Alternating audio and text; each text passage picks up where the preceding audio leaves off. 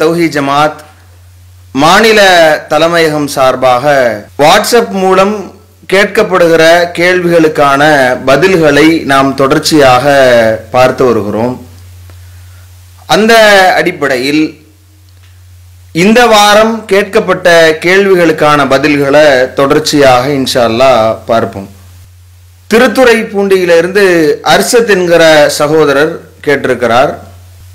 மாற்று மதத்தினர் படைக்கப்படாத பொருளை நமக்கு அளிக்கிற போது நாம் சாப்பிடலாம் என்றால் நம் சமுதாய மக்கள் ஃபாத்திஹா ஓதுகிற உணவை சாப்பிடலாம் தானே என்று கேள்வி எழுப்புகிறார்கள் என்ற ஒரு கேள்வியை கேட்கிறார்.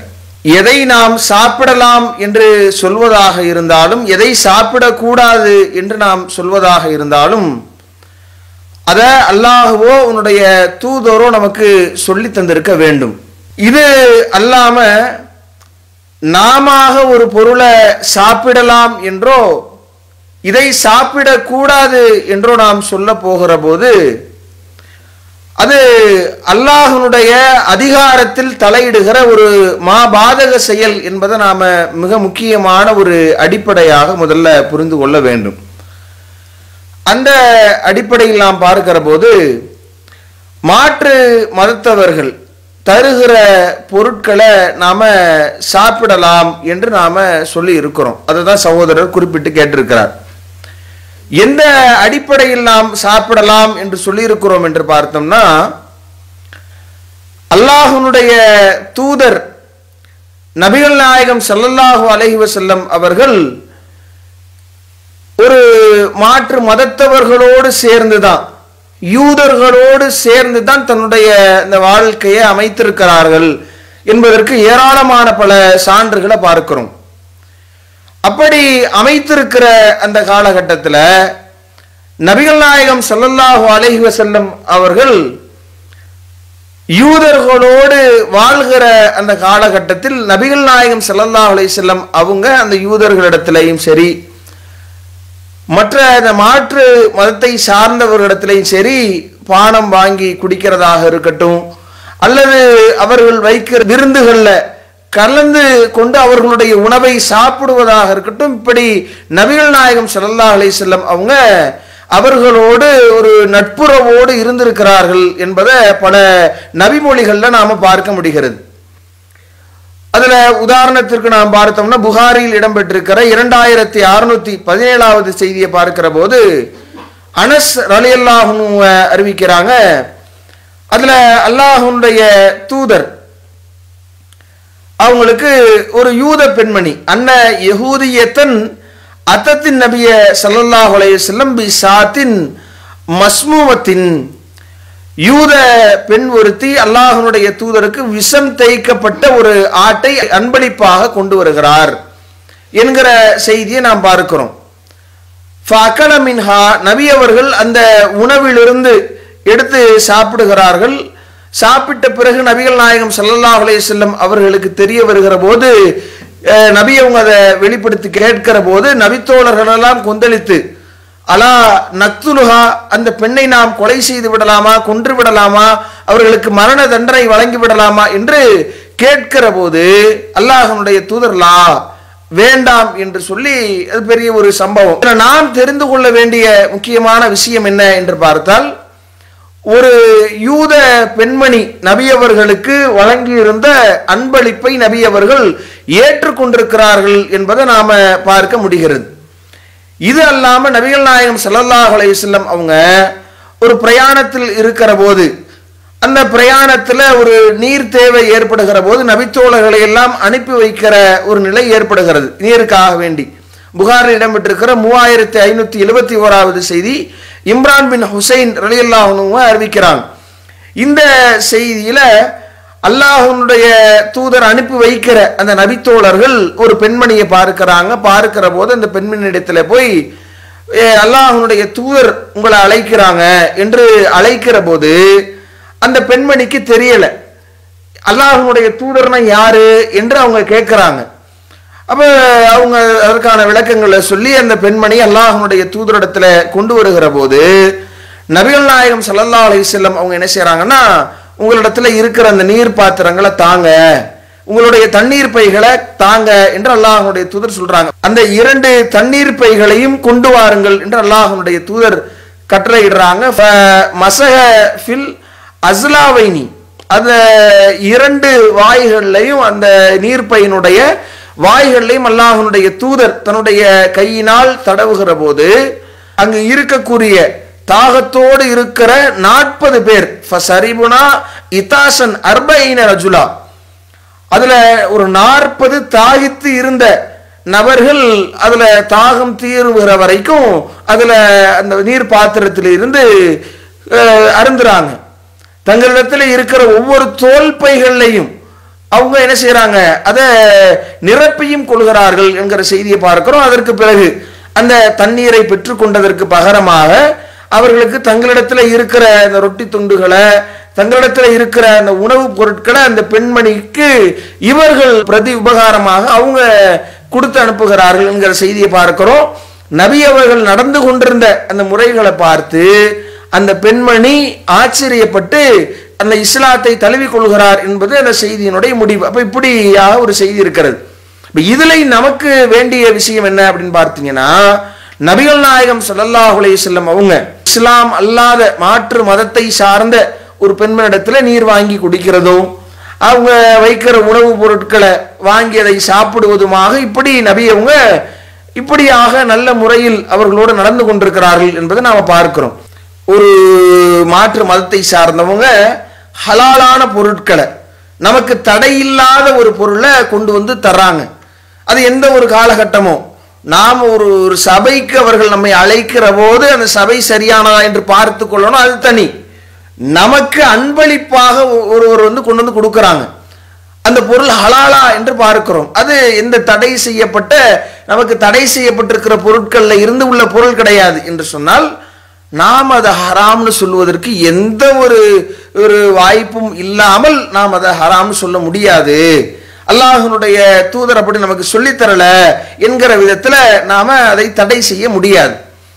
ஆனா சகோதரர் கேட்கிற மாதிரி நம் சமுதாய மக்கள் ஃபாத்திஹா ஓதி கொடுக்கறாங்கல்ல, அதை ஏன் சாப்பிடக்கூடாது என்று சொல்கிறோம்? இதை சாப்பிடலாம், இதை சாப்பிடலாம் தானேன்னு கேட்கிறாரு. இதையே நாம சாப்பிடக்கூடாது என்று சொல்கிறோம் என்று பார்த்தால், இவங்க நினைக்கிற மாதிரி, இவங்க கொடுக்கிற மாதிரி இது ஹலாலான ஒரு பொருள் கிடையாது. இந்த ஃபாத்திஹா ஓதக்கூடிய நம்முடைய மார்க்கத்தை சார்ந்த, இந்த இஸ்லாத்தை சார்ந்தவர்களாக தங்களை அடையாளப்படுத்திக் கொள்ளக்கூடியவர்கள் இவங்க ஹலாலாக இவங்கள மாதிரி கொடுத்தா நாம சாப்பிட்டு தான் போகிறோம். அவங்க நல்ல விருந்துகளை ஏற்பாடு செய்து அவங்க அந்த உணவுப் பொருட்களை கொடுத்தால் வாங்கிவிட்டு தான் போவோம். ஃபாத்திஹா ஓதுன அதை நாம ஏன் சாப்பிட மாட்டோம் மறுக்கிறோம் என்று சொன்னால் மார்க்கம் நமக்கு தடை செய்திருக்கிறது. என்ன மாதிரி தடை செய்திருக்கிறது? இவங்க என்ன மாதிரி அந்த பொருளை நினைக்கிறார்கள் என்று நீங்க பார்த்தீங்க அப்படின்னு சொன்னா, இந்த மாற்று மதத்தை சார்ந்தவர்கள் எப்படி தங்களுடைய கடவுள்களுக்கு படைக்கிறாங்களோ அதை நாம வாங்கிக்க மாட்டோம். அவங்களுடைய பண்டிகை காலங்கள்ல நீங்க பார்த்தீங்கன்னா தங்களுடைய கடவுளர்களுக்கு அந்த பண்டங்களை எல்லாம் வைத்து படைப்பார்கள். படைத்து அதுல பூஜை செய்து அதை நமக்கு தருகிற போது அதை நாம வாங்க மாட்டோம். நாம் வாங்க மாட்டோம் என்பதை அவர்களும் தெரிந்து வைத்திருக்கிறார்கள். அதனால தான் அந்த பண்டிகைகளுக்கு முன்னதாகவே அவங்க அதை படைப்பதற்கு முன்பதாகவே நம்மிடத்துல அதை தந்து இவங்க படைத்த பொருளை வாங்க மாட்டாங்க என்பதை அறிந்து வைத்திருக்கிறார்கள். இப்படியான பொருட்கள் நாம் வாங்குறோம், படைத்தால் அந்த பொருளை நாம் வாங்கி கொள்ள மாட்டோம், மார்க்கம் தடை செய்கிறது. இதே மாதிரி தான் ஒரு ஃபாத்திஹா என்கிற பேரில் என்ன செய்யறாங்க அப்படின்னு சொன்னா, இந்த ஒரு பொருளை ஒரு குறிப்பிட்ட ஒரு சாம்பிளை கொஞ்சம் முன்னாடி வச்சுட்டு இவங்க ஃபாத்திஹாவோ மௌலூதோ இது மாதிரியான மார்க்கம் காட்டாத இந்த கந்திரியோ ஏதோ ஒன்று செய்யறாங்க. செய்த பிறகு அந்த ஒரு உணவு பொருளை வைத்து ஓதுகிற போது அதை சார்ந்து செய்யப்படுதில்ல, அதை ஒட்டி செய்யப்படுகிற அனைத்து பொருட்கள்லையுமே பரக்கத் நிறைந்திருக்கிறது என்று நினைக்கிறாங்க. அந்த முழு உணவையுமே தபரூக்குன்னு சொல்றாங்க. அந்த முழு உணவிலையுமே ஒரு சக்தி அதுல இருப்பதாக, இறங்கி இருப்பதாக கருதுகிறார்கள். அப்போ ஒரு சாதாரண ஒரு பொருள்ல, ஒரு சாதாரண ஒரு சாப்பிடக்கூடிய ஒரு உணவுப் பொருள்ல கூடுதலாக ஏதாவது இருக்கு, அதுல ஒன்று ஏதாவது ஒன்று இறங்கி இருக்கிறது, அதுல ஏதோ ஒன்று ஒரு ஆற்றல் அதுல இருக்கிறது என்று அதை நினைக்கிற போது, அதுவும் இல்லாம அது ஒரு அவுலியாவுக்காகவோ அல்லது ஒரு இறந்தவருக்காகவோ இப்படி வேறு யாருக்காகவோ நேர்ச்சை செய்யப்பட்டு ஓதப்படுகிறது என்று சொன்னால், குறிப்பிட்ட நபர்களுக்காக வேண்டி அது நேர்ச்சை செய்யப்படுகிறது என்று சொன்னால், அப்ப இது எந்த நிலைக்கு இவங்க அதை கொண்டு போறாங்க அந்த உணவுப் பொருட்கள் பார்த்தீங்கன்னா, அல்லாஹ் எதை தடை செய்கிறானோ அந்த இடத்திற்கு கொண்டு போறாங்க. அல்லாஹ் எதை தடை செய்கிறான், நீங்க திருமறை குர்ஆன் எடுத்து பார்க்கிற போது 16வது அத்தியாயத்துல 115வது வசனத்தை நீங்க பார்க்கலாம்.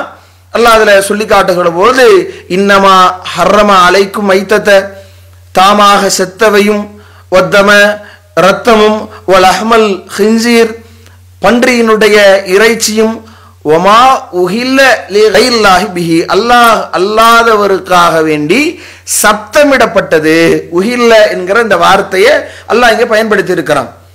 உஹில்ல அப்படின்னு சொன்னா சப்தமிடப்பட்டவைன்னு அர்த்தம். அல்லாஹ் அல்லாதவர்களுக்காக வேண்டி பூஜிக்கப்பட்டது, அல்லது அல்லாஹ் அல்லாதவர்களுக்காக வேண்டி படைக்கப்பட்டது, அல்லாஹ் அல்லாதவர்களுக்காக வேண்டி அறுக்கப்பட்டது. இப்படி பன்றி இறைச்சி இல்ல, செத்த பிராணியினுடைய மாமிசம் அல்ல, ரத்தம் அல்ல, மார்க்கம் தடை செய்திருக்கிற இது அல்லாத ஏனைய பொருட்கள் இல்ல. ஆனா அந்த பொருட்கள்ல அல்லாஹ் அல்லாதவர்களுக்காக சத்தமிடப்பட்டிருக்கு என்று சொன்னால், அது இது மாதிரி பூஜிக்கப்பட்டிருக்குதோ அல்லது வேறு மாதிரி இப்படி நேர்ச்சி செய்யப்பட்டு அதில் ஒரு தனி பவர் இறங்கி இருப்பதாக இவர்கள் கருதுகிறார்கள் என்று சொன்னால், அது நாம சாப்பிடுகிற ஒரு தரத்தை விட்டு தரம் இறங்கி விடுகிறது என்பதை நாம புரிந்து கொள்ள முடிகிறது. அப்ப இந்த அடிப்படையில் தான் நாம இந்த ஃபாத்திஹா ஓதுகிற பொருளை சாப்பிட மாட்டோம் என்று சொல்கிறோம். இது மட்டுமில்ல, மாற்று மதத்தவர்கள் படைத்து கொடுத்தாலும் சாப்பிட மாட்டோம். இதுதான் மார்க்க நிலைப்பாடு. ஒரு முஸ்லீம் நல்ல ஹராமான பொருளை கொண்டு வந்தாலும் சாப்பிட வேண்டியதில்லை, சாப்பிடக்கூடாது. ஒரு மாற்று மதத்தை சார்ந்தவர்கள் நல்ல பொருளை கொண்டு வந்தா சாப்பிடலாம். இது ஆளை பொறுத்து அல்ல, கொடுக்கப்படுகிற பொருள் எப்படியானது என்பதை நாம கவனித்து தான் ஒரு பொருளை நாம சாப்பிடலாமா கூடாதா என்று நாம முடிவு செய்ய முடியும் என்பதை இதற்குரிய ஒரு பதிலாக சொல்லிக் கொள்கிறோம். அதே நேரத்தில் நாம இதுல கவனிக்க வேண்டிய மற்றொரு விஷயம், சில விஷயங்களை நாம சபை கருதி புறக்கணிப்போம். சாப்பிடுவதற்கு ஹலாலான பொருளாக இருந்தாலும், சாப்பிடுவதற்கு அனுமதிக்கத்தக்க பொருளாக இருந்தாலும், ஒரு சபை தவறானதாக இருக்கலாம். உங்களுக்கு ஒரு கிறிஸ்துமஸ்க்காக வேண்டி ஒரு கேக்கு கொடுத்து விடுறாங்க, கேக்கு ஹலால் தான், பிரச்சனை இல்லை. ஆனா அதை கொடுக்கறதுக்கு உண்டான சபை, அதற்கான நிகழ்ச்சி ஏற்பாடு செய்து அழைக்கிற போது அந்த சபை உங்களுக்கு சரியானதல்ல. உணவு பிரியாணி நல்ல சரியான அல்லாஹ்வின் பெயர் கூறப்பட்ட அறுத்த இறைச்சியை வைத்து செய்யப்பட்டு ஒரு விருந்து ஏற்பாடு செய்யப்படுகிறது. மார்க்கத்திற்கு மாற்றமாக வரதட்சணை வாங்கிய ஒரு திருமணம், சபை சரியில்லை. உணவு ஹலால் தான், உணவே அதில் இல்லாமல் உங்களை விருந்துக்கு அழைத்தாலும் கூட நீங்க அதுக்கு போகக்கூடாது, சபை சரியில்லை, அல்லாஹ்வுடைய தூதர் அப்படி புறக்கணித்திருக்கிறார்கள் என்பதற்கான ஆதாரங்களை பார்க்கிறோம். அப்ப இப்படி நாம் புறக்கணிக்கிறோம் ஒரு புறத்துல, இன்னொரு புறத்துல அந்த உணவே ஹராம் என்கிற விதத்துல புறக்கணிக்கிறோம். அப்ப இதுல நீங்க பார்க்கிற போது ஃபாத்திஹா உடைய பொருளை பொறுத்தவரை அதில் அந்த உணவில் ஏதோ ஒரு கூடுதலான பவர் இறங்கியிருப்பதாக நினைக்கிறார்கள். அதனால் அதை வைத்து அதுல ஒரு வரக்கத்து இருப்பதாகவோ அதுல ஒரு மகிமை இருப்பதாகவோ நினைப்பதன் காரணத்தினால அதை நாம சாப்பிடக்கூடாது என்கிறோம். தீபாவளிக்கோ அல்லது வேறு சில நிகழ்வுகளுக்கோ முன்கூட்டிய படைக்கப்படாத பொருளாக நமக்கு வழங்கப்படுகிற போது அந்த பொருளில் ஏதாவது ஒரு சிறப்பு இருப்பதாக அவங்க நினைக்கிறது இல்லை. அந்த காரணத்தினால அதை நம்ம தாராளமாக சாப்பிட்டுக் கொள்ளலாம் என்பதை இதற்குரிய பதிலாக சொல்லிக் கொள்கிறோம். அடுத்ததாக சைதை மசூதி பள்ளத்திலிருந்து அப்துல் ரஹீம் என்கிற சகோதரர் ஒரு கேள்வி எழுப்பியிருக்கிறார். ஹுதைபியா உடன்படிக்கை சமயத்தில் நபி ஸல்லல்லாஹு அலைஹி வஸல்லம் அவங்க உம்ராவுக்கு சென்ற செய்தியில பலிப்பிராணிகளை உடன் எடுத்து சென்றதாக இருக்கிறது. இப்போது உம்ரா செய்கிற போது நாம குர்பானி கொடுப்பதில்லையே என்று ஒரு கேள்வி எழுப்பியிருக்கிறார். நபிகள் நாயகம் ஸல்லல்லாஹு அலைஹி வஸல்லம் அவங்க ஹுதைபியா உடன்படிக்கையின் போது அதுல உம்ராவுக்காக வேண்டி நபி அவங்க மக்காவை நோக்கி பயணிக்கிற போது நபிகள் நாயகம் ஸல்லல்லாஹு அலைஹி வஸல்லம் அவங்க பலிப்பிராணிகளோடு சென்றிருக்கிறார்கள் என்று ஹதீஸுகளில் இடம்பெற்றிருக்கிறது. நாம உதாரணத்திற்கு புகாரில் இடம்பெற்றிருக்கிற 1694வது செய்தியை நாம பார்க்கிற போது மிஸ்வர் இப்னு மக்ரமா ரலியல்லாஹுங்களும் மர்வான் ரலியல்லாஹுங்களும் அறிவிக்கிறாங்க. ஹரஜ நபி ஸல்லல்லாஹு அலைஹி வஸல்லம் ஜமனல் ஹுதைபியா மினல் மதீனத்தி ஃபி பில் அஷரத மியத்தன் மின் அஸ்ஹாபிஹி. ஹுதைபியா உடன்படிக்கை நடந்த அந்த ஆண்டில் நபிகள் நாயகம் ஸல்லல்லாஹு அலைஹி வஸல்லம் அவங்க 1000க்கும் மேற்பட்ட தோழர்களோடு நபிகள் நாயகம் ஸல்லல்லாஹு அலைஹி வஸல்லம் அவங்க புறப்படுறாங்க. ஹத்தா இதா கானு பி தில் ஹுலைஃபதி, துல் ஹுலைஃபாவுக்கு அவங்க அருகில் வந்ததும், துல் ஹுலைஃபாவுக்கு வந்த உடனேயே நபிகள் நாயகம் ஸல்லல்லாஹு அலைஹி வஸல்லம் அவங்க என்ன செய்றாங்கன்னா, கதல நபி ஸல்லல்லாஹு அலைஹி வஸல்லம் அல் ஹதிய வ அஸ்ஸார. நபிகள் நாயகம் ஸல்லல்லாஹு அலைஹி வஸல்லம் அவங்க அந்த துல் ஹுலைஃபா வந்த உடனேயே குர்பானி பிராணியினுடைய கழுத்தில் மாலை பற்றை தொங்கவிட்டு அதற்கு அடையாளமிட்டார்கள். அடையாளமிட்ட உடனேயே அஹ்ரம பில் உம்ரதி, உம்ராவுக்காக வேண்டி இஹ்ராம் அணிந்து கொண்டார்கள் என்று இப்படி செய்தி வருது. அப்ப அல்லாஹ்வுடைய தூதர் என்ன செய்யறாங்க அப்படின்னா, அந்த ஹுதைபியா உடன்படிக்கை நடந்த ஆண்டில் 1000க்கும் மேற்பட்ட தோழர்களோடு கிளம்பி மக்காவை நோக்கி பயணிக்கிறாங்க. துல்ஹுலைஃபா என்கிற அந்த இடத்தை அடைந்த உடனே, எல்லையை அடைந்த உடனேயே அங்கு இருந்து தன்னுடைய அந்த பழிப்பிராணிகளுக்கு அடையாளமிட்டு விட்டு நபிகள் நாயகம் ஸல்லல்லாஹு அலைஹி வஸல்லம் அவங்க அந்த இஹ்ராம் என்கிற நிலையையும் அடைந்து கொண்டார்கள். அங்கிருந்து இஹ்ராம் அணிந்து கொண்டார்கள் என்பதை நாம செய்தியாக பார்க்கிறோம். ஹுதைபியா உடன்படிக்கையை பொறுத்தவரை உடன்படிக்கையின் போது என்ன நடக்குது அப்படின்னு பார்த்தீங்கன்னா, உம்ராவுக்காக புறப்பட்டு போன பிறகும் கூட மக்கத்து காஃபிர்கள் உம்ரா செய்ய கூடாது என்று தடை விதிக்கிறாங்க. தடை விதித்த உடனே என்ன செய்யறாங்க அப்படின்னா, இவங்க அங்க உம்ரா செய்ய முடியாத நிலை. அதே நேரத்தில் பையத்துர் ரில்வான் நடக்குது. அதே அந்த நேரத்திலேயே அது பெரிய நீண்ட ஒரு வரலாறு. அங்கு சமாதான ஒரு ஒப்பந்தம் பேசப்படுகிறது. அதில் அடுத்த ஆண்டிலிருந்து நீங்க உம்ராவுக்கு வரலாம், இந்த ஆண்டு செய்ய முடியாது என்று அதுல வரக்கூடிய அந்த ஒப்பந்த வரிகள் எல்லாம் அந்த மக்கத்து காஃபிர்களுக்கு சாதகமான வார்த்தைகள்ல அந்த ஒப்பந்தம் இடம்பெறுகிறது. அந்த ஒப்பந்தம் நடைபெற்று முடிகிறது. இந்த நேரத்தில் உம்ரா செய்ய முடியாத காரணத்தினால அல்லாஹ்வுடைய தூதர் என்ன செய்யறாங்க அப்படின்னு சொன்னா, நபியவங்க பழிப்பிராணிய அறுத்து அங்கேயே நபியவங்க தன்னுடைய முடிகளையும் களைகிறாங்க. இதை பார்த்த நபித்தோழர்களும் இதே மாதிரி செய்து அந்த உம்ராவை செய்ய முடியாம அங்கேயே இஹ்ராமிலிருந்து கலைந்து திரும்புறாங்க என்கிற நிலையும் பார்க்கிறோம். அப்ப இப்படியான ஒரு நிலை இருக்கிற போது உம்ராவை நபியவங்க முதல்ல நிறைவேற்ற போகிற போது இப்படி பழிப்பிராணிகளோடு போகிற போது நாம் இன்றைக்கு பழிப்பிராணிகளை ஏன் உம்ராவின் போது கொடுப்பது இல்லை என்று கேட்கிறாங்க. இதை பொறுத்தவரை நபிகள் நாயகம் ஸல்லல்லாஹு அலைஹி வஸல்லம் அவங்க முதலாவது உம்ரா செய்கிற போது நபியவங்க இப்படி பழிப்பிராணிகளோடு போன அல்லாஹ்வுடைய தூதர் மறு ஆண்டே அந்த ஹுதைபியா உடன்படிக்கையினுடைய விதியின் அடிப்படையிலேயே, அந்த ஒப்பந்தத்தின் அடிப்படையிலே நபியவங்க அடுத்த ஆண்டும் தன்னுடைய உம்ராவை நிறைவேற்றுவதற்காக போறாங்க. அந்த உம்ராவை நிறைவேற்ற போகிற போது அந்த சம்பவங்களை பார்க்கிறோம். அல்லாஹ்வுடைய தூதர் அந்த இடத்துல பழிப்பிராணிகளை கொண்டு போகாமலே போறாங்க. நபிகள் நாயகம் ஸல்லல்லாஹு அலைஹி வஸல்லம் போறாங்க. அதுல நபியவங்களை தாக்கிவிடக்கூடாது என்பதற்காக வேண்டி இளைஞர்கள் அல்லாஹ்வுடைய தூதரை வட்டமிட்டபடி கூட்டிட்டு போறாங்க. அங்க ஒரு 3 நாட்கள் தங்குறாங்க. இப்படி ஏராளமான பல செய்திகள் பார்க்கிறோம். அதுல அல்லாஹ்வுடைய தூதர் இந்த பழிப்பிராணிகளையும் கொண்டு போனாங்கன்னு நாம பார்க்க முடியல. அதற்கு பிறகு பல உம்ராக்கள் நடந்திருக்கிறது. அந்த கட்டங்களையும் அல்லாஹ்வுடைய தூதர் என்ன செய்யல, பழிப்பிராணிகளை கொண்டு போனதாகவும் இல்லை. பல நபித்தோழர்கள் செய்கிற போதும் உம்ராவிற்கென்று பழிப்பிராணிகளை கொண்டு சென்ற மாதிரியான ஆதாரங்களை நாம பார்க்க முடியல. இந்த அடிப்படையில நபியவங்களுடைய 2 செயலும் நமக்கு முன்மாதிரியாக இருக்கு. ஒண்ணு, உம்ராவுக்கு பழிப்பிராணிகள் கொண்டு போயிருக்கிறாங்க, பழிப்பிராணிகளை கொண்டு போகாமலும் உம்ரா செஞ்சிருக்கிறாங்க. அப்ப ரெண்டுமே நமக்கு அனுமதி. இதுல என்ன விஷயம்னா, நாம இந்த குர்பானி கொடுக்க வேண்டும் என்று விரும்பினால் பழிப்பிராணியை உடனே கொண்டு போகணும். நபியவங்க என்ன செய்யலன்னா, மக்காவில் இருந்து அங்கு இருந்து பெற்று பழிப்பிராணியை குர்பானி கொடுக்கல, மதீனாவிலிருந்து குர்பானி பிராணியை கொண்டு சென்றிருக்கிறாங்க என்பதை பார்க்கிறோம். அந்த இஹ்ராம் அணியக்கூடிய அந்த எல்லைக்கு வந்த உடனேயே அதற்கு அடையாளமிட்டு அதை அழைத்து வருகிறார்கள் என்கிற ஒரு சுன்னத்தை நாம பார்க்கிற போது, நாம உம்ராவின் போதும் கொடுக்க வேண்டும் என்று நாம விரும்பினால் நாமளும் இதே மாதிரி கொண்டு சென்று அதை அறுக்கணும் என்பதையும் நாம மறந்துவிடக்கூடாது. அப்படி இல்லை அப்படின்னா நபி அவர்களுடைய வழிமுறையின் அடிப்படையிலேயே நாம குர்பானி இல்லாமலும் உம்ராவை நிறைவேற்றலாம். இது ரெண்டுலையுமே எந்த ஒரு பிரச்சனையும் இல்லை.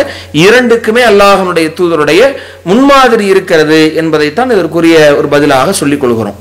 அடுத்ததாக கோயம்புத்தூர்ல இருந்து நாஃபியா என்கிற ஒரு சகோதரர் கேட்குறாங்க, வெள்ளிக்கிழமை அன்று சூரத்துல் கஹ்ஃப ஓதினால் கபூர்ல வெளிச்சம் வரும் என்று சிலர் கூறுகிறார்கள். இது பற்றி சரியான விளக்கம் வேண்டும் என்று கேட்குறாங்க. ஒவ்வொரு அத்தியாயத்திற்குமான சிறப்பம்சங்களை அல்லாஹ்வுடைய தூதர் நமக்கு சொல்லி தந்திருக்கிறாங்க. அது எல்லா அத்தியாயங்களுக்கும் இல்லை என்று சொன்னாலும் சில பிரத்யேகமான சில அத்தியாயங்கள் குறித்த சிறப்புகள் அது ஓதுவதனால மறுமையில் நமக்கு கிடைக்கவிருக்கிற தரஜாக்கள் குறித்து அல்லாஹ்வுடைய தூதர் சொல்றாங்க. அதுல சூரத்துல் ஃபாத்திஹா குறிய சிறப்பம்சங்களை நபி அவங்க சொல்லி தந்திருக்கிறாங்க. சூரத்துல் பக்ராவுடைய, சூரத்துல் ஆல இம்ரானுடைய, இன்னும் சூரத்துல் இஹ்லாஸ், நாஸ், சூரத்துல் ஃபலக் போன்ற அத்தியாயங்களுடைய சிறப்பம்சங்களை அல்லாஹ்வுடைய தூதர் பல இடங்கள்ல நமக்கு சொல்லி தர்றாங்க. அல்லாஹ்வுடைய தூதர் இந்த சூரத்துல் கஹ்ஃப் தொடர்பாக, அந்த அத்தியாயத்தை ஓதுவது தொடர்பாக நபிகள் நாயகம் ஸல்லல்லாஹு அலைஹி வஸல்லம் அவங்க சில சிறப்புகளை சொல்லி தந்திருக்கிறாங்க. நாம அதை ஆதாரபூர்வமான செய்திகள்லேயே நாம பார்க்க முடியுது. அதுல சஹீஹ் முஸ்லீம்ல இடம்பெற்றிருக்கிற 1475வது செய்தியை பார்க்கிற போது, மன் ஹஃபில அஸ்ர ஆயாத்தின் மின் அவ்வளி சூரத்துல் காஃபி உசிம மின தஜ்ஜால், யார் இந்த சூரத்துல் கஹ்ஃப் என்கிற இந்த 18வது அத்தியாயத்தினுடைய ஆரம்ப 10 வசனங்களை மனனம் செய்திருக்கிறாரோ அவர் இந்த பெருங்குழப்பவாதியாக வரவிருக்கிற கியாமத் நாளினுடைய அடையாளமாக வர இருக்கிற அந்த தஜ்ஜாலில் இருந்து அவர் பாதுகாக்கப்படுவார் என்று அல்லாஹ்வுடைய தூதர் அந்த அத்தியாயத்திற்குரிய ஒரு சிறப்பாக நபி அவங்க சொல்லி காட்டுறாங்க. அதே மாதிரி நாம் பார்க்கிற போது வானவர்கள் எல்லாம் விரும்புகிற ஒரு அத்தியாயமாக அல்லாஹ்வுடைய தூதருடைய காலத்தில் நடக்கிற ஒரு நிகழ்வை வைத்து நபி அவங்க நமக்கு சொல்லி தர்றாங்க. இது புகாரியில 5011வது செய்தியாக இடம்பெற்றிருக்கிறது. இந்த செய்தியை பராவ் ரலியல்லாஹு அன்ஹு அறிவிக்கிறாங்க. கான ரஜுலுன் யக்ரவு சூரத்துல் காஃபி, ஒரு மனிதர் இந்த சூரத்துல் கஹ்ஃப ஓதுறார். அந்த அத்தியாயத்தை ஓதி கொண்டிருக்கிற போது அவருக்கு அருகில நீண்ட 2 கயிறுகளால் கட்டப்பட்டிருக்கிற குதிரை ஒன்று இருக்கிறது. சஹாபத்துன், இவர் அந்த ஓதி கொண்டிருக்கிற போது மேகங்கள் அப்படியே சூழ்ந்து வட்டமிட்டபடி நெருங்குகிறது. இந்த குதிரை என்ன பண்ணதுன்னா மிரண்டு போகுது, மேகமும் வட்டமிட்டு கொண்டிருக்கிறது. அப்ப இவர் என்ன செய்யறாரு, ஃபலமா அஸ்பஹ அத்தநபி ஸல்லல்லாஹு அலைஹி வஸல்லம் ஃபதக்கர தாலிக லஹு, விடிந்த உடனேயே காலையில அவர் விழுந்து நபி அவர்களிடத்துல இது மாதிரியான நிகழ்வு நடந்துச்சு நடந்ததை அல்லாஹ்வுடைய தூதருடைய கவனத்திற்கு கொண்டு போறாரு. அப்ப நபி அவங்க சொல்றாங்க, இந்த குர்ஆன் ஓதிய காரணத்தினால் இறங்கிய அமைதி தான் அது என்று அல்லாஹ்வுடைய தூதர் அந்த அத்தியாயத்திற்குரிய ஒரு சிறப்பாக இதை சொல்லி தந்திருக்கிறாங்க என்பதை நாம பார்க்க முடியுது. இப்படியான சில சிறப்பம்சங்கள் ஆதாரபூர்வமான செய்திகளுடைய பின்னணியில இருந்தாலும் இது அல்லாம இந்த சூரத்துல் கஹ்ஃப் தொடர்பாக வருகிற ஏராளமான பல பலவீனமான செய்திகள் இருக்கிறது. அதுல ஒன்று தான் சகோதரர் கேட்ட மாதிரி கியாமத் நாளினுடைய ஒளி என்று வருகிறது. ஹாக்கிம்ல இடம்பெற்றிருக்கிறது, தபரானி போன்ற நூட்கள்ல, சுனன் குபுரா, இது மாதிரி பல நூட்கள்ல இடம்பெற்றிருக்கிற ஒரு செய்தி. என்ன செய்தி என்று பார்த்தோம்னா, மன்கர சூரத்துல் கஹ்ஃபி, யார் சூரத்துல் கஹ்ஃப கமா உன்சிலத், அது இறக்கப்பட்ட மாதிரி ஓதுறாங்களோ, கானத்துலகு நூரன் யௌமல் கியாமா, மறுமை நாளில் ஒரு ஒளி அவருக்காக வேண்டி உண்டாகும். மின் மக்காமிஹி இலா மக்கா, தன்னுடைய இடத்திலிருந்து மக்கா வரைக்கும் அந்த ஒளி இருக்கும். அவ்வளவு தூரம் ஒரு ஒளி அவரிடத்துல உண்டாகும் என்கிற மாதிரியான செய்தி இடம்பெற்றிருக்கிறது. இதை அறிவிக்கக்கூடிய அபூ சயீத் அல் குத்ரி அவருடைய சொந்த கருத்தா அல்லது நபிமொழியா என்கிறதுல கருத்து வேறுபாடு இருந்து அதற்குரிய தீர்வுகளை பல ஹதீஸ் கலை நிபுணர்கள் ஆய்வு செய்து இமாம் நசஈ போன்றவர்கள்லாம் இது நபி அவர்களோடு தொடர்புடைய செய்தி கிடையாது, இது ஒரு நபித்தோழருடைய கூற்று என்பதுதான் சரியாக இருக்கிறது என்பதை ஆதாரங்களின் அடிப்படையில் தீர்மானிக்க முடிகிறது. அப்ப இது ஒரு நபித்தோழருடைய கூற்று என்கிற போது அதை நாம நடைமுறைப்படுத்த முடியாது. இது மாதிரியாக எந்த நிறைய வரக்கூடிய எந்த செய்தியாக இருந்தாலும் அதுல ஏதாவது ஒரு குறை அதுல இருக்கிறது. மற்றொரு செய்தியை பார்க்கிறோம். செய்தியை அறிவிக்கக்கூடிய ஒரு நபித்தோழர் யாருன்னா இப்னு உமர் ரலியல்லாஹு அன்ஹு அறிவிக்கிற மாதிரியான ஒரு செய்தி வருகிறது. மன்கரா சூரத்துல் காஃபி யௌமல் கியாமத்தி சதாலஹு நூருன். காஃப் அத்தியாயத்தை வெள்ளிக்கிழமை ஓதுவாரோ அவர் பாதத்தில் இருந்து வானத்தினுடைய மேகம் வரைக்கும் ஒளி ஏற்படுமா. அந்த ஒளி என்பது எப்படி இருக்குமா, மறுமை நாள்ல அவருக்கு வெள்ளிக்கிழமை ஓதினார் அப்படின்னு சொன்னா அவர் கால் இருக்குல்ல இந்த பாதம், அந்த பாதத்திலிருந்து மேகம் வரைக்கும் ஒளி ஏற்படும் என்கிற மாதிரியான செய்திகளை பார்க்கணும். இப்படி ஏராளமான செய்திகள் இடம்பெற்றிருக்கிறது. இந்த செய்தியில் இடம்பெற்றிருக்கிற ஹாலித் பின் யசீத் பின் அபி மரியம் என்பவர் அவர் மஜ்ஹூலாக யார் என்று அறியப்படாத ஒரு நபராக இருக்கிறார் என்பதை நாம பார்க்கிறோம். பலவீனமான பல செய்திகள் இதற்கு இடம்பெற்றிருக்கிறது ஒழிய ஒரு செய்தி கூட ஆதாரபூர்வமாக இல்லை என்கிற அடிப்படையில நாம இதை ஏற்றுக்கொள்ள முடியாது என்பதைத்தான் இதற்குரிய ஒரு பதிலாக நாம சொல்லிக் கொள்கிறோம். அடுத்ததாக பொதக்குடியில இருந்து ஹாஜா மைதீன்ங்கிற சகோதரர் ஒரு கேள்வி எழுப்பியிருக்கிறார். தலாக்கிற்கு இஸ்லாம் கூறும் வழிமுறை என்ன, முழு விபரம் தருக. தலாக் என்பது இன்றைக்கு இலகுவாக பயன்படுத்தப்படுகிறது. தகுந்த காரணங்கள் இல்லாமல் இறையச்சம் இல்லாமல் பயன்படுத்தப்படுகிறது. தலாக்கிற்கு அல்லாஹும் அல்லாஹுடைய தூதரும் எப்படி காட்டி தந்திருக்கிறார்கள் என்று ஒரு கேள்வி எழுப்பியிருக்கிறார். இந்த தலாக் என்கிற அந்த ஒரு விஷயத்தை எடுத்துக்கொள்கிற போது ஆண்களுக்கு இஸ்லாம் வழங்குகிற விவாகரத்து முறை தான் தலாக் என்கிற ஒரு நிலை. பெண்களுக்கும் அதே மாதிரி சம உரிமையோடு அவர்களும் திருமண வாழ்க்கையிலிருந்து விலகி கொள்வதற்கான ஒரே அடிப்படையில் இதே மாதிரி அவங்களுக்கும் குலா என்கிற வகையில் அவங்களும் விவாகரத்து பெறுகிற உரிமையை இஸ்லாம் வழங்குகிறது.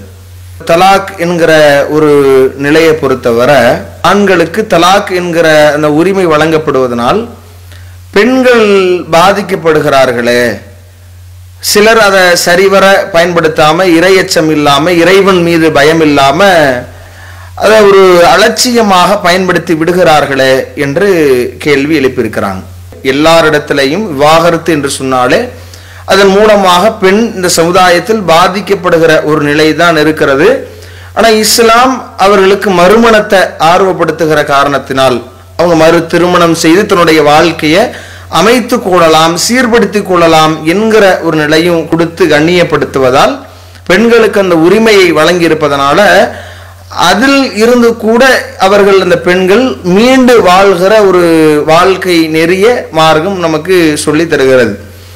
இப்ப இந்த நிலையில நாம பார்க்கிற போது இந்த தலாக் என்பதை சரியாக பயன்படுத்தாத காரணத்தினாலையும் மார்க்கம் சொல்லித்தந்த அடிப்படையில் கடைபிடிக்காத காரணத்தினாலையும் அதே மாதிரி அதை அலட்சியமாக அதை கருதுவதன் காரணத்தினாலையும் தான் சில தவறுகள் ஏற்படுகிறதே ஒழிய மார்க்கம் நமக்கு சொல்லித்தந்த அடிப்படையில் நடைமுறைப்படுத்துகிற போது பல நன்மைகளைத்தான் அதன் மூலமாக பெண்கள் பாதுகாப்பை தான் அடைய முடியும்.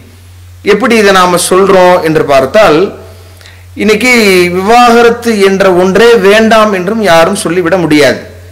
விவாகரத்து என்பது ஓரளவு எளிதாக வேண்டும், திருமணம் என்பது எளிதாக இருக்கிற மாதிரி விவாகரத்து என்பது அது தேவையுடையவருக்கு இருவரும் இணைந்து வாழுகிற போது விதிமுறைகளுக்கு ஏற்ப இவங்க நடக்க வேண்டும் என்பதை மார்க்கம் சொல்லுகிற போது இந்த விவாகரத்து என்பதை ஒருவர் செய்கிற போது அதன் மூலமாக ஒரு பெண் பாதிக்கப்படுகிறார் என்கிற மாதிரி ஒதுக்கக்கூடிய நிலையை நீங்க பார்த்தீங்கன்னா இந்த விவாகரத்து உரிமை வழங்கப்படவில்லை என்று சொன்னால் இதை விட கூடுதலாக இன்றைக்கு சமுதாயத்தில் பெண்கள் பாதிக்கப்பட்டு கொண்டிருக்கிறார்கள் என்கிற ஒரு நிலையை நாம பார்க்கிறோம். எந்த அளவிற்கு இன்னைக்கு இந்தியா போன்ற நாடுகளில் விவாகரத்து செய்வதை நீதிமன்றத்திற்கு கொண்டு வந்து அதற்கான ஆட்களை வைத்து நாம கோர வேண்டும். அவங்க விவாகரத்து தருகிற போது தான் அது ஏற்கப்படும் என்கிற நிலையில இருக்கிற போது ஒரு பெண் எப்படியெல்லாம் பாதிக்கப்படுகிறார்கள் என்று பாருங்க. அதிகமான விதிமுறைகளோடு தலாக் என்கிற ஒரு நிலையில் ஒரு பெண் விவாகரத்து செய்யப்பட்டு மறு வாழ்க்கை வாழ்ந்து தன்னுடைய வாழ்க்கையை சரியான முறையில் அமைத்துக் கொள்வது என்பது ஒரு புறம், அதுதான் சரியான நிலை, மார்க்கம் இப்படி வழிகாட்டுகிறது. ஆனா விவாகரத்து கூடாது என்று பேசக்கூடிய, அதை எளிதாக்க கூடாது என்கிற சிந்தனை உடையவர்கள், அதனால் பெண்கள் எந்த அளவிற்கு பாதிக்கப்படுறாங்கன்னு பார்த்தீங்கன்னா சமுதாயத்துல இன்னைக்கு அந்த பெண்கள் பார்க்கிற போது அந்த பெண்களை எப்படியாவது விவாகரத்து செய்ய வேண்டும் என்பதற்காக இவங்க அதிகமான பணத்தை கொடுத்து நல்ல ஒரு வக்கீலை பிடித்து இவங்க இந்த பெண்ணின் மீது இல்லாத பொல்லாத விஷயங்களை இட்டு கட்டி அந்த பெண்ணுடைய கற்பை கேள்விக்குறியாக்குகிற நிலையில் சபையில இப்படி ஒரு அசிங்கப்படுத்துகிற ஒரு நிலையை நாம பார்க்கிறோமா இல்லையா? இது மாதிரி பெண்ணுக்கு அநியாயம் செய்யப்படுகிறது. அதே மாதிரி இதை தாமதப்படுத்தக்கூடிய நேரத்துல அந்த பெண்ணை வைத்து வாழ விருப்பம் இல்லாத ஒரு கணவன் என்ன செய்கிறான் என்று பார்த்தோம்னா, அந்த பெண்ணை வைத்து சித்திரவதை செய்வது, அந்த பெண்ணை வைத்து கொடுமைப்படுத்துவது, கடைசிய இறுதி கட்டமாக அந்த பெண்ணை கொளுத்தி கொலை செய்து விட்டு ஏதோ கேஸ் ஸ்டவ் வெடிச்சிருச்சு, இது மாதிரியான ஒரு நிலை இன்றைக்கு சமுதாயத்தில் சாதாரணமாக இருக்கிறதா இல்லையா? அப்படி இல்லை அப்படின்னு சொன்னா இந்த பெண்ணை ஓரங்கட்டி வைத்து விட்டு இவனாக வேறொரு பெண்ணை ஒரு கள்ளத்தனமாக வைத்து கொண்டு அந்த பெண்ணுக்கு பொருளாதாரத்தை செலவு செய்து அந்த பெண்ணோடு தன்னுடைய வாழ்க்கை நடத்தி ஒரு பேருக்கு மனைவி என்கிற நிலையில எதையும் கிடைக்காம எதையும் அடையாத நிலையில இப்படி இவள் ஓரங்கட்டப்பட்டு அநியாயத்திற்கு உள்ளாக்கப்படுகிற நிலையும் இன்றைக்கு சமுதாயத்தில் இருக்குது. விவாகரத்து எளிதாக்கப்படலானா இதைவிட பல கொடுமைகளை பெண்கள் ஏற்றுக்கொள்ளக்கூடிய, கொடுமைகள் நிகழ்த்தப்படக்கூடிய ஒரு நிலை பெண்களுக்கு இருக்கிறது என்பதை நாம கவனத்தில் கொள்கிறோம். இஸ்லாம் எப்படி ஒரு விவாகரத்து முறையை நமக்கு சொல்லித் தருகிறது என்று சொன்னால், விவாகரத்து எளிதாக இருக்க வேண்டும் என்று சொல்லுகிற அதே நேரத்துல அதுக்குன்னு எடுத்தேன் கவிழ்த்தேன் என்று விவாகரத்து செய்துவிட முடியாது. எந்த மாதிரி இஸ்லாம் அதை சொல்லி காட்டுகிறது என்று சொன்னால், அகில உலகத்திற்கே ஒரு முன்மாதிரியாக இப்படித்தான் ஒரு விவாகரத்து என்றால் இருக்க வேண்டும் என்பதை அவ்வளவு அழகாக சொல்லுகிறது. இப்படியான விவாகரத்து முறை உலகத்திலேயே வேறு யாரும் சொல்லித்தர முடியாத அளவிற்கு படைத்த ரப்புல் ஆலமீன் சொல்லியிருக்கிறான். என்ன மாதிரியான விவாகரத்து முறை? முதல்ல ஒரு பிணக்கு ஏற்படுகிறது என்று சொன்னால் அந்த கணவன் மனைவி இடத்துல ஏற்படுகிற பிளவுகளுக்கு ஒரு அறிவுரைகளை மார்க்கம் சொல்லுது. கணவன் மனைவி இடத்துல எப்படி நடக்கணும், மனைவி கணவன் இடத்துல எப்படி நடக்கணும் என்கிற அறிவுரைகளை வழங்கி இருக்கிற நேரத்துல இப்போ ஒரு கணவன் இருக்கிறான், மனைவி இடத்துல இருந்து சில சிக்கல்களை சந்திக்கிறான், சில பிரச்சனைகள் ஏற்படுகிறது. இப்படி ஏற்படுகிற போது இறைவன் சொல்லக்கூடிய முதல் விஷயம் என்ன அப்படின்னு பார்த்தீங்கன்னா, 4வது அத்தியாயத்துல 34வது வசனத்துல அல்லாஹ் சொல்றான், நீங்க அந்த பிணக்கு ஏற்படும் என்று நீங்கள் அஞ்சினால் அவர்களுக்கு அறிவுரை சொல்லுங்கள் என்று அதை அல்லாஹ் முதல் நிலையாக ஆக்குகிறான். முதல் என்ன செய்யணும், உங்களுக்கு பிரச்சனை ஏற்படுதுன்னு சொன்னா இதுதான் மார்க்கம் சொல்லி தந்திருக்கு, இப்படித்தான் நடக்கணும், நாம ஒரு புரிந்துணர்வு இல்லை, இப்படி நாம சரி செய்து கொள்வோம் என்று உட்கார்ந்து பேசுங்க, நீங்க அறிவுரை சொல்லுங்க, அதை சீர்திருத்த பாருங்க என்று அப்படியான முதல் நிலையை இஸ்லாம் சொல்லுது. அதற்கடுத்து விட்டுறலாமா, அவங்களை எப்படியெல்லாம் கவனிக்கணும்ன்ற ஒரு இஸ்லாம் பல அறிவுரைகளை சொல்லித்தர்ற மாதிரி இப்போ முதல் நிலை அறிவுரை சொல்வது.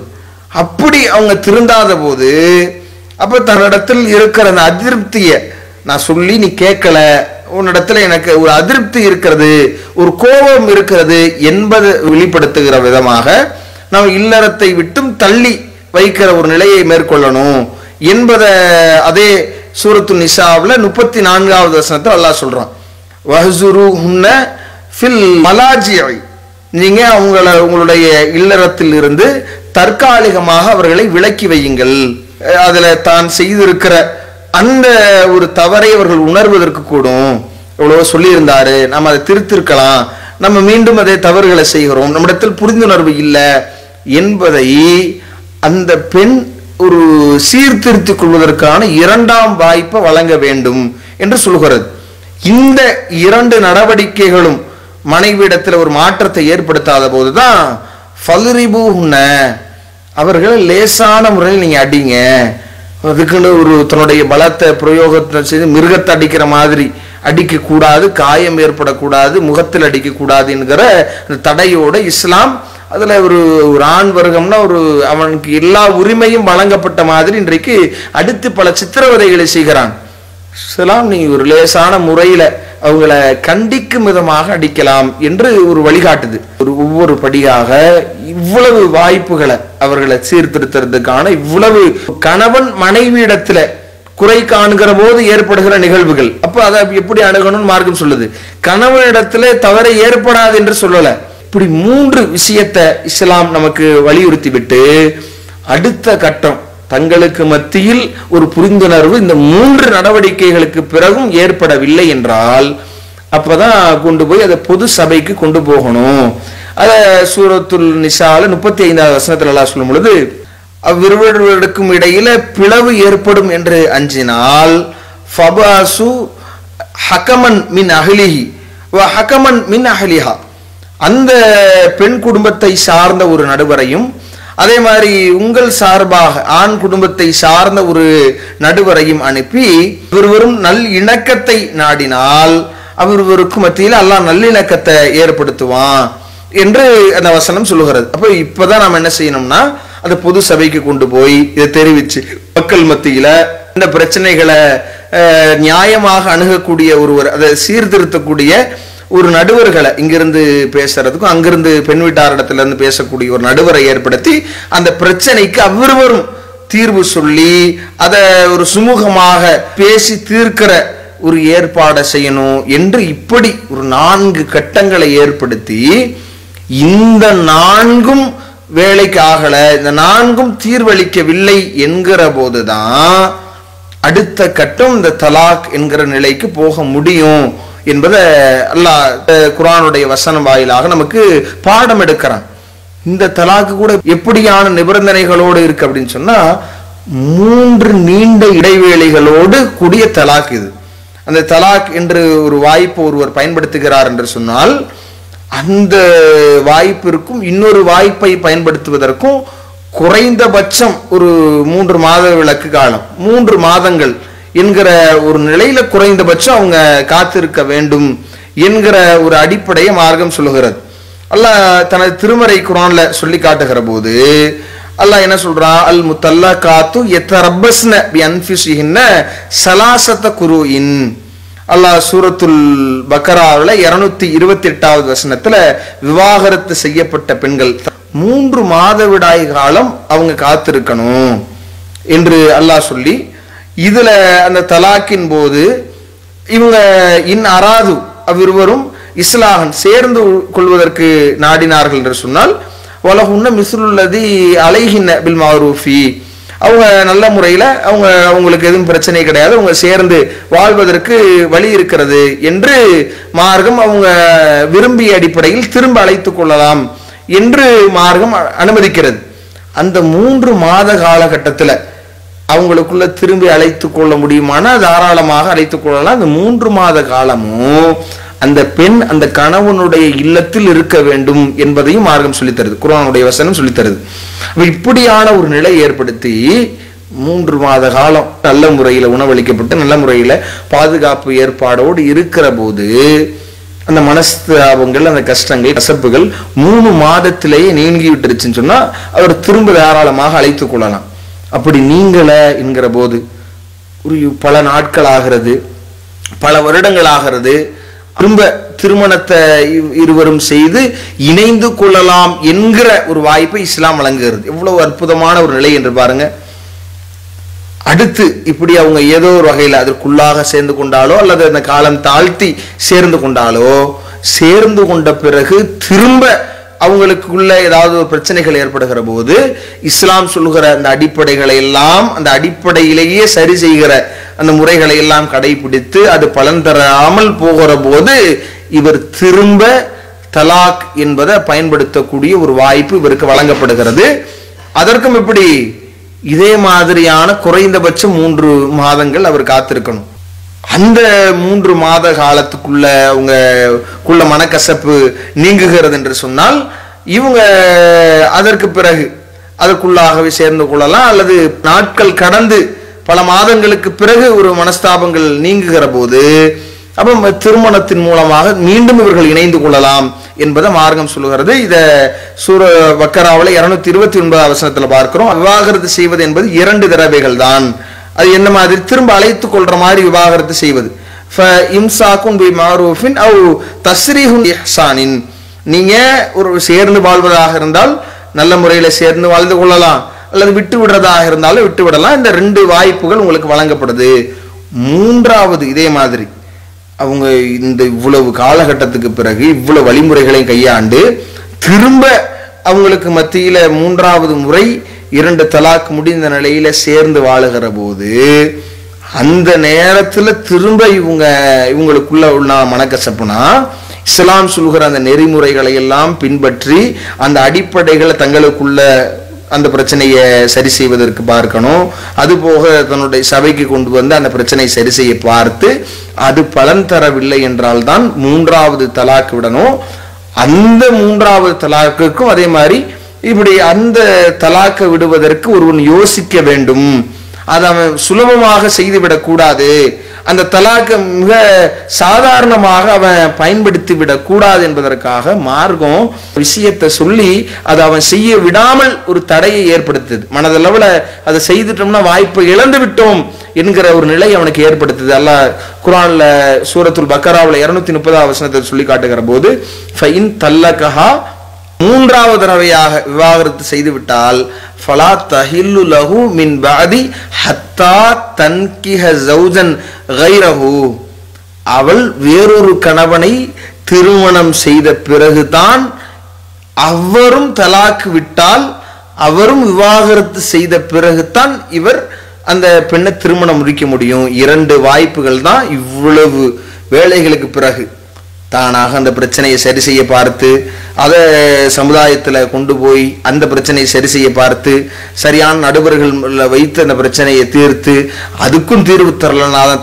தலாக்கு என்கிற பெயர்லையும் வீட்டில் தங்க வைத்து ஒரு மனஸ்தாபங்கள் போகிற நிலை ஏற்படுத்தி குறிப்பிட்ட காலக்கெடு அந்த காயங்களை ஆற்றுவதற்குரிய ஒரு நீண்ட காலத்தை வழங்கி அதுக்குள்ளாக சரி செய்து கொண்டு அதற்கு பிறகு 2 வாய்ப்புகளை வழங்குகிற மாதிரி ஒரு பெரிய நீண்ட ஒரு நிலைய இஸ்லாமிய மார்க்கம் சொல்லுகிறது. அப்ப இந்த மாதிரி ஒருவர் தலாக்க பயன்படுத்தினால் பெண் பாதுகாக்கப்படுவார், மனக்கசப்புகள் நீங்கும், தலாக்க பயன்படுத்துவதற்கு யோசிப்பார்கள், அந்த பிரச்சனையை தங்களுக்கு மத்தியிலேயே முடித்துக் கொள்வார்கள் என்கிற ஒரு அழகான ஒரு நிலையைத்தான் இஸ்லாம் உருவாக்கி இருக்கிறது. ஆனா இஸ்லாம் காட்டித்தராத அடிப்படையில் இன்னைக்கு அதை பயன்படுத்துறது முத்தலாக் என்ற பெயர்களையும் இஸ்லாம் காட்டித்தர 3 தலாக்கையும் ஒரே நேரத்தில் சொல்லுவது என்பது மார்க்கம் அங்கீகரிக்காத அல்லாஹ்வுடைய தூதர் எதிர்த்த நபிகள் நாயகம் ஸல்லல்லாஹு அலைஹி வஸல்லம் அதை கடுமையா எதிர்க்கிறாங்க. நபிய உங்க காலத்துல தலாக் தலாக் தலாக்னு ஒரு சொன்னாலும் அது ஒரே ஒரு தலாக்காகத்தான் கருதப்படும் என்பதற்கு சஹீஹ் முஸ்லிம்ல இப்னு அப்பாஸ் ரலியல்லாஹு அன்ஹு அறிவிக்கிறாங்க. 2689வது செய்தியை பார்க்கிறோம். அப்ப இப்படியான ஒரு நிலை இருக்கிற போது இப்போ நாம இந்த தலாக்கை மிக சாதாரணமாக பயன்படுத்திடக்கூடாது. இவ்வளவு விதிமுறைகளுக்கு பிறகுதான் ஒருவர் அந்த தலாக்கை பயன்படுத்த முடியும் என்கிற போது இதனால் ஒரு பெண் பாதிக்கப்பட மாட்டாங்க. தம்பதிகளுக்கு மத்தியில் ஒரு மனக்கசப்புகள் மிக விரைவாக ஏற்பட்டாலும் அதை தானாக சரி செய்து கொள்ளக்கூடிய நிலை ஏற்படும். இதை விமர்சிக்க கூடியவர்கள் எந்த நிலையில இருக்கிறாங்க நீங்க பார்த்தீங்கன்னா, கல்லானாலும் கணவன் புல்லானாலும் புருஷன்னு சொல்லி அவன் எப்படி இருந்தாலும் அவனோடு இருக்கணும், அவன் தான் தெய்வம் என்கிற பெயர்ல தங்களுடைய வாழ்க்கையே தொலைத்து இருக்க வேண்டும் என்கிற அந்த பெண் அடிமைத்தனத்தை தூண்டக்கூடிய நிலையில் இருந்து கொண்டு தான் இந்த தலாக் என்கிற ஒரு நிலையை விமர்சிக்கக்கூடிய ஒரு நிலையை நாம பார்க்கிறோம். இஸ்லாம் இவ்வளவு ஒரு வாய்ப்பை ஒரு அழகான ஒரு நல்லிணக்கத்தை அவர்களுக்கு மத்தியில் ஏற்படுத்தக்கூடிய நிலையைத்தான் இந்த விவாகரத்து முறை நமக்கு சொல்லுகிறது என்பதை இதையும் நாம சரியான முறையில் இறைவனை அஞ்சியவர்களாக பயந்தவர்களாக இதை பயன்படுத்த வேண்டும். திருமறை குர்ஆனில் இந்த வசனங்கள் வருகிற போதே நீங்க இறைவனுடைய அந்த வரையறைகளை நிலைநாட்ட முடியும் என்றிருந்தால் நீங்க அதை கவனிங்க, நீங்க அல்லாஹ்வை அஞ்சுங்க, இந்த விஷயத்துல அல்லாஹ் உங்களை பார்த்து கொண்டிருக்கிறான் என்கிற விஷயத்தோடு தான் அல்லாஹ் இதை நமக்கு கட்டளையிடுகிறான். இதையும் நாம் அஞ்சியவர்களாக இதை சரியான முறையில் பயன்படுத்தி இதை நாம் பயன்படுத்துகிற போது யாருக்கும் எந்தவித பிரச்சனையும் ஏற்படாமல், மனஸ்தாபங்களும் இல்லாமல், மனக்கசப்புகள் நீங்கி நல்ல முறையில் வாழ்க்கையை தொடர்வதற்குரிய வாய்ப்பு